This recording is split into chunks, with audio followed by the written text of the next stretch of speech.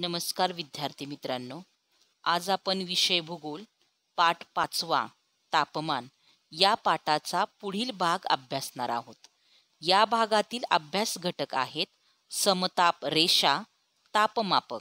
या घटकांचा सविस्तर अभ्यास आपण या भागामध्ये करणार आहोत. सुरुवातीचा जो मुद्दा आहे तो आहे समताप रेषा. पृथ्वीवरील समान तापमान असणाऱ्या ठिकाणांना जोडणाऱ्या रेषा म्हणजे समताप रेषा होय. समताप रेषा सर्वसाधारणपणे अक्षवृत्तांना समांतर असतात.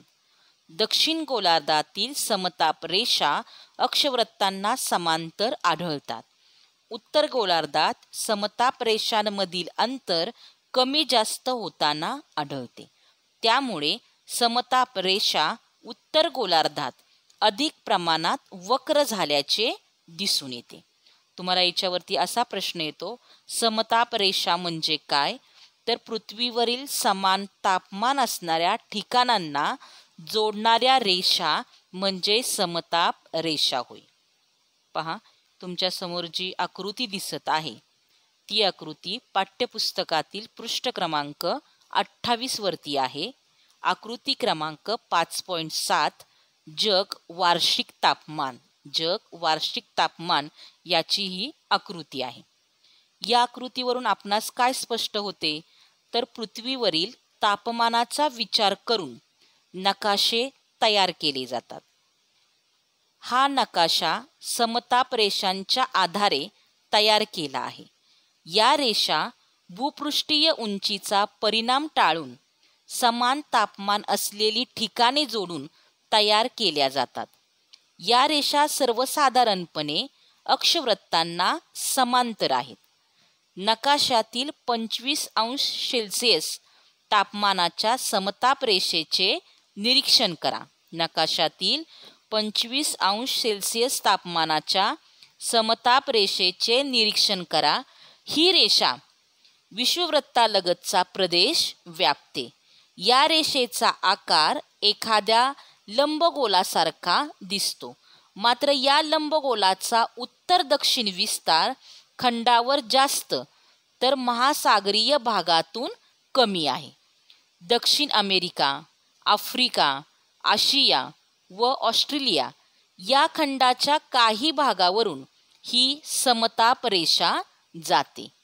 पॅसिफिक महासागराच्या खूप थोड्या भागावर तापमान 25°C पेक्षा जास्त आहे.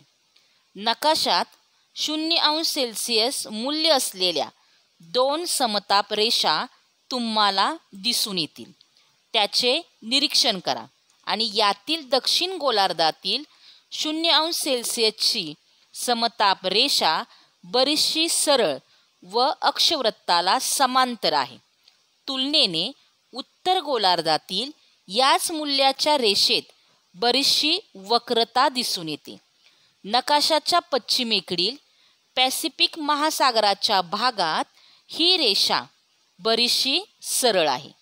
मात्र उत्तर अमेरिका खंडावर प्रवेश केल्याबरोबर ती काहीशी उत्तरेकडे वळते. त्यानंतर ही रेषा पूर्वेकडे जाते. नंतर मात्र अटलांटिक महासागरात काही अंतरानंतर ती ईशान्येकडे वळते. या ठिकाणी उष्ण सागरी प्रवाह म्हणजेच उष्ण तापमान असल्याने सर्वच तापमान रेषा ईशान्येकडे वळलेल्या दिसतील. पुढे आशिया खंडात प्रवेश केल्यानंतर ही रेषा पूर्वेकडे जाताना काहीशी आग्नेयेकडे वळते. पुढे पॅसिफिक महासागरात समताप रेषा पूर्वेकडे बऱ्याचशा सरळ जाताना दिसतात. दक्षिण गोलार्धातील समताप रेषा अक्षवृत्तांना समांतर आहेत आणि दक्षिण ध्रुवापासून मकरवृत्तापर्यंत या रेषांमधील अंतर जवळजवळ समान आहे. दक्षिण गोलार्धात जमिनीचे प्रमाण कमी असल्याने या भागाच्या तापमानात मुख्यतः अक्षांशानुसार फरक पडल्याचे दिसून येते. तसेच पहा की उत्तर गोलार्धात मात्र या रेषांमधील अंतर कमी जास्त झालेले आढळते. उत्तर गोलार्धात, मात्र या रेषांमधील अंतर कमी जास्त झालेले आढळते. या गोलार्धात जमिनीचे प्रमाण तुलनेने जास्त आहे. त्यामुळे अक्षांश व जमिनीचे प्रमाण या दोन्हींचा परिणाम तापमानाच्या वितरणावर होताना दिसतो. जमिनीच्या भागात या परिणामामुळे समताप रेषांमधील अंतर कमी जास्त होणे, समताप रेषा वक्र होणे या बाबी आपणास पाहायला मिळतात.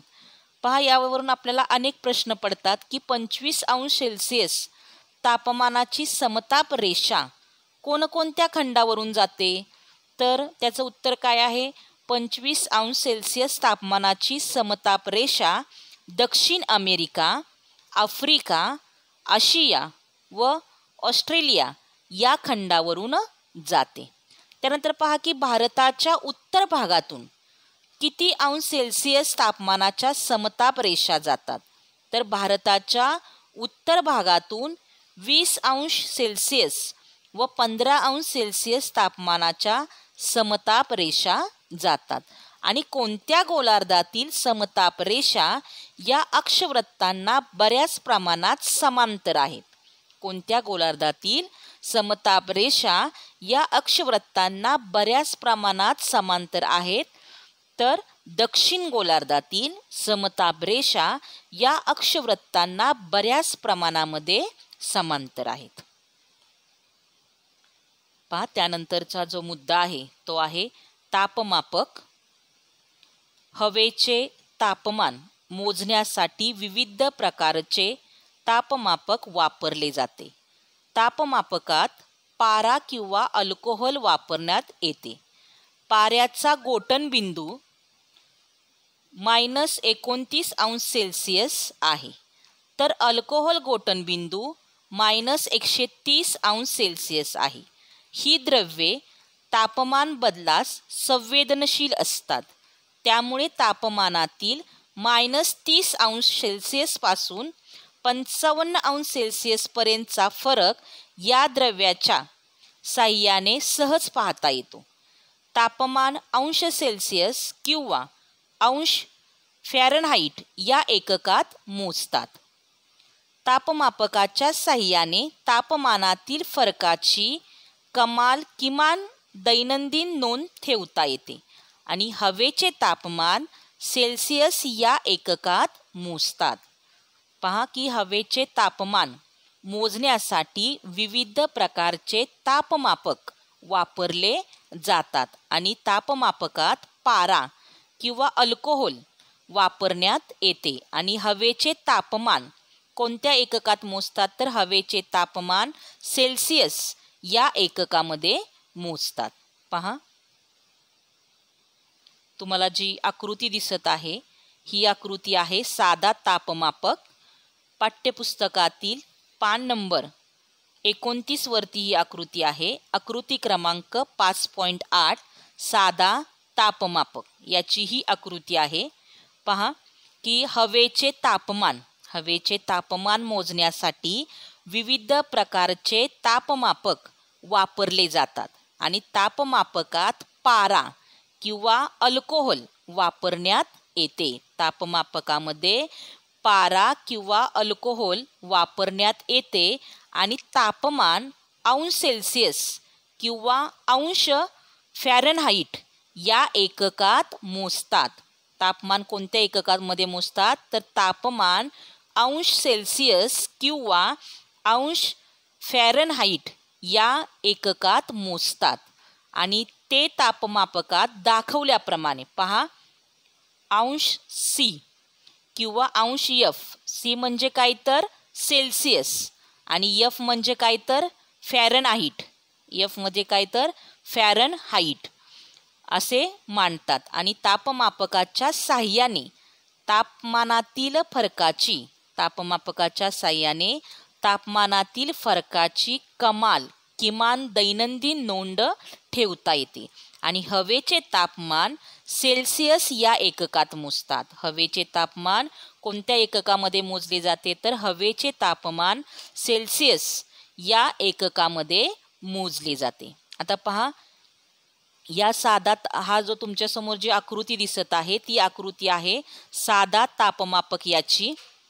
आता पाठ्यपुस्तकातील ही आकृती क्रमांक 5.8 आहे आणि ही आकृती लक्षपूर्वक आपल्याला अभ्यासायची आहे आणि काही प्रश्नांची उत्तरे सांगायची आहेत। पहा की प्रश्न 1, तापमापकाची नळी कशावर लावलेली आहे?